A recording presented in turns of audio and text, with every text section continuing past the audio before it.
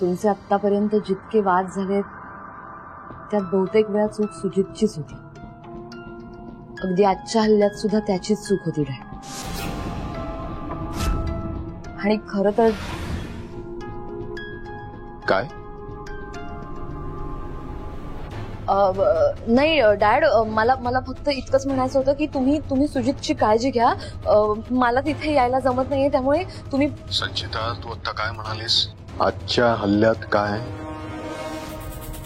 संचिता, मला स्पष्टपणे सांग. सांगते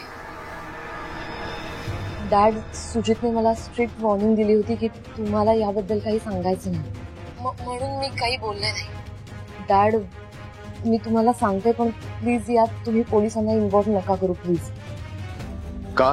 जर या सगळ्यात पोलिसांना इन्व्हॉल्व केलं तर पोलीस त्या अटॅकर्सना पकडतील. त्या अटॅकर्स कडून माहिती मिळेल आणि सुजित पकडला जाऊ शकतो. काय? हो डॅड, हा सगळा प्लान सुजितचा होता dad.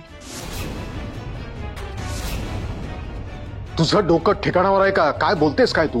Dad dad dad dad dad dad please please please please please trust me. मी तुम्हाला सगळं सांगते. फक्त प्लीज या सगळ्यात पोलिसांना इन्व्हॉल्व करू नका. ती स्वानंदी सुद्धा तिथे आली आहे हे सगळं सांगायला, पण प्लीज तुम्ही स्वानंदीला आणि मणीला तिथून पाठवा डॅड परत प्लीज. कारण हे सगळं पोलिसांना कळलं तर सुजित अडकेल डॅड. वाट लागेल सगळी. Please please please dad please. ठीक आहे, बघतो मी. हाँ हाँ.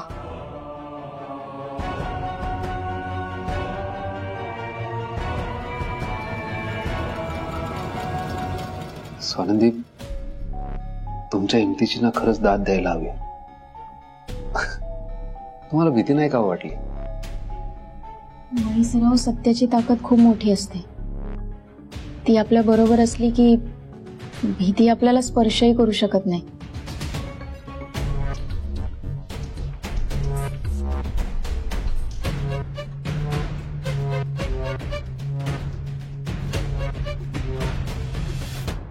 पोलिसांचा फोन आला होता.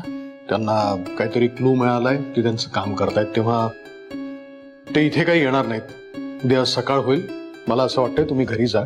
तुम्ही दोघेही दमलेले असाल आणि स्वानंदीनं इथे हॉस्पिटलमध्ये थांबणं हे योग्य नाहीये. इन्फेक्शन होऊ शकतं.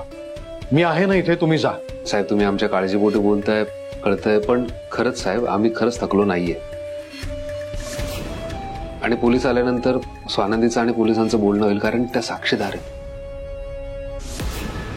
आम्ही थांबतो इथे. मणी, जा सांगतोय ना.